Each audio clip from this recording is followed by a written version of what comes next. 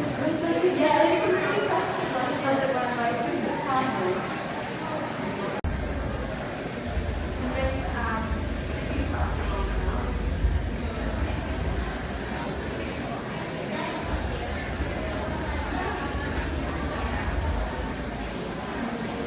And then at the end, what I like to do is put some banana slices. And because this will last like a couple of days, I like to chop it and save some minutes. It can also, you don't have to have the exact same thing every day. So yeah, just kind of mixing it up with things on top as well. So I really like all around cheese and those. They're like my go-tos kind of top on cereal and porridge and things.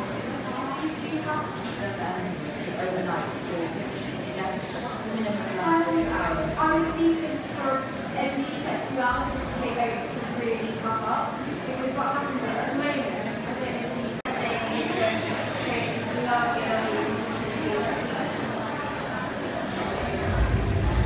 And also, between all 3 of these practices I'm going to show you, they all use 3 of my main staples. So I wanted to do something that's really simple, things that you're going to have at home already.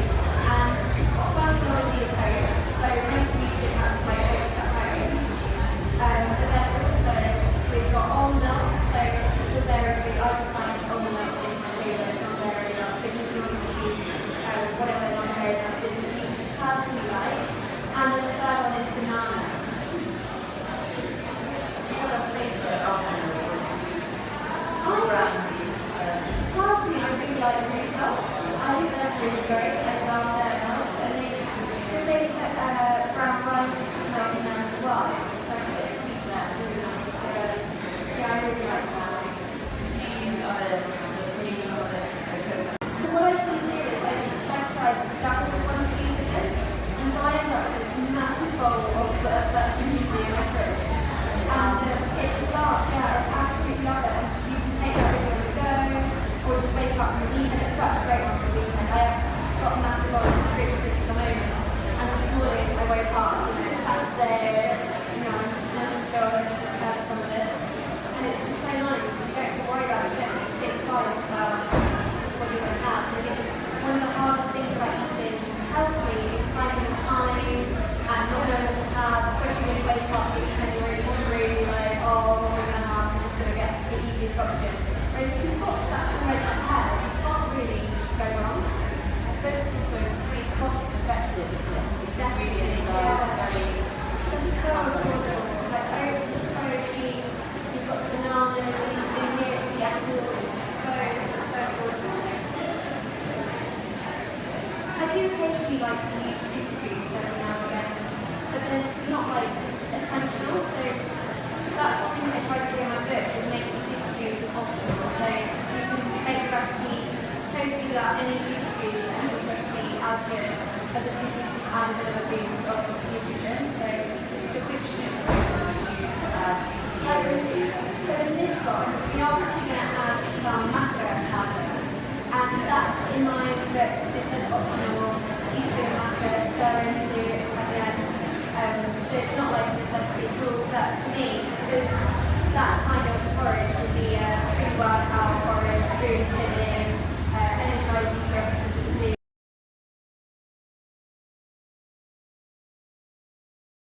Coriander mix, including coconut, like sliced radishes, chilies and stuff. You really just need to add colour to it and add something that like draws your eye in, because otherwise you've just got this like matte colour to look at. How long does it take you to do each image? Like on average, I guess some are easier.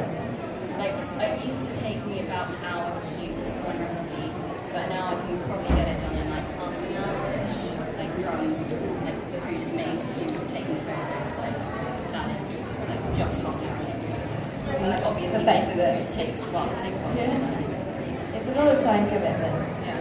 Exactly, with time commitment on mind. So with your ballet, do you think that in a way, because you had to be quite strict with yourself in terms of your time in ballet, probably at such a young age, do you think that geared you up for what you do now, with all the different projects going on, ballet blast and vlogging and things like that? Yeah, I think, I mean, I don't know if anybody's ever been a ballet dancer or been a ballet training here, but the one thing that is so unique in that career path is just I mean, you're in a studio with lots of girls that look very, very similar to you, and you're making these like constant kind of comparisons about how good you are. So it's this almost like it's very weird. It's like having a lot of people around you that are just so determined for this one goal. It's like being in a constant competition. And when I was going through kind of the last bits of my training and my first year doing it professionally, it was a real wake-up call for me that I didn't really want to conform to just being constantly feeling like I was compared. And so with my business now, I'm really much more mindful that I just want to do what I want to do with it. And I think it really shines through when you have a blog or you have an online space that isn't uniquely you and you're not doing what you really want to do. And just from dancing, the amount of determination and stuff you put your emotional and physical being through, it prepares you very well for life. For life in general. Yeah, for life in general for sure, and it's definitely geared the way I do everything now. So I run these ballet class classes across London, but the reason I do these ballet classes and the kind of like exercise fitness classes is because I truly believe from that whole time that the one thing that you see it so much in the dance industry, but like everybody, young women too, like is so confused about the food that they should eat, the things that they should do. There's so much out there. I mean, like you can step outside this tent and there's just like trillions of options. But like the one thing that I think that from being in a really hard place in the dance world, I found was that like moving and just eating well and finding what works for you, it makes you feel so great. And I'm so passionate about the fact that food doesn't need to be that confusing because it's so unique. And it kind of just changed the way I talk to people now, I guess. Amazing. And Niomi, what one piece of advice would you give to anyone who's sort of, I'm sure there's lots of people out here who are thinking about starting a blog, maybe they have a blog on the side. Do you have any, or not even one piece of advice, any advice that you would offer up for people in that position? Yeah, I would say when it comes to starting something like a blog or a YouTube channel, or even if it's an Instagram account or something that you want to get followers on, there's never going to be a good time to start, because one thing with me is I knew I wanted to do it and I kept putting it off. I kept saying, oh no, now's not the right time, I'm going to do it next month, and then the next month, the next month.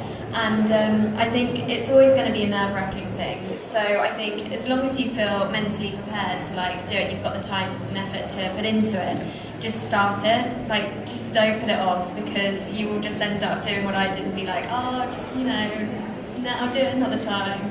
How long did you do that for?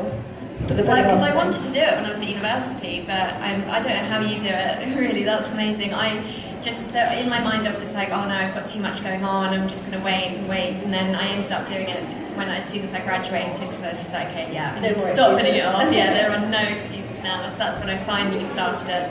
But in hindsight, I probably could have done it earlier. I definitely could have done it earlier, but it was such a daunting experience. Yeah, but I think you're completely right in saying that, because also, linking up with what you said earlier, what Food for dancers is a really interesting subject. Nobody really knows what you should be eating. It's a really confusing subject. I think it is for anybody, any young girl particularly. But for me, I just didn't really know what to do to make me feel my best, both like performing in life and performing as a dancer. And I was at a really tough point where I just wasn't feeding my body the food it needed. And I think the way I wanted to turn it around was just by creating recipes. I saw other people doing it, blogging successfully, and I was just like, hey, you haven't got a recipe bit on your site? And I started doing it, and I've got really funny shots on my phone from the first recipe I ever did for Heavenly, which is literally just a pile. You know those lentils you can buy that are already pre-cooked from Merchant Gourmet or whatever? I think I just unloaded the pack and put something on top, and I was like, delicious. I'm glad I trusted you so much. I know. And so that's how I started. I started just because I felt like I wanted to do something for myself, and I saw Spanks and Sadie's website, so I started doing it there. And then my passion for food and cooking and the way it made my body feel when I was moving, particularly, just because you really get such a strong sense of your body when you're in a leotard in front of a mirror all day, every day, you know how it's feeling. And I just felt that through blogging and creating recipes, I was discovering a lot about the foods my body loved the most. And then I went on to do my own blog and then cookbook and everything, and it's just kind of escalated to where it is now. Fantastic. So you touched, and I want to ask all of you this, and I feel like I'm going to be asking all three of you similar questions, but should, probably not. Do I go to the gym? Never. All these things. So you have to compromise in some way. So no, you can't have it all, but you can definitely have a really great life, if you know what I mean. But you can't do the best in every single area. It's just I think it's a little bit impossible. Fantastic. Any other questions? So I'm a 13-month-old and I'm really struggling with my business because I can never seem to do it all. So what tips do you have? I would say if you have childcare at any point, then you've just got to make the most of that time when you have childcare. Like I think it was Lily saying, like you've got to plan out what you're going to do in those times and make it something that's achievable, so that at the end of that time you feel like you've actually done something and you feel good about yourself.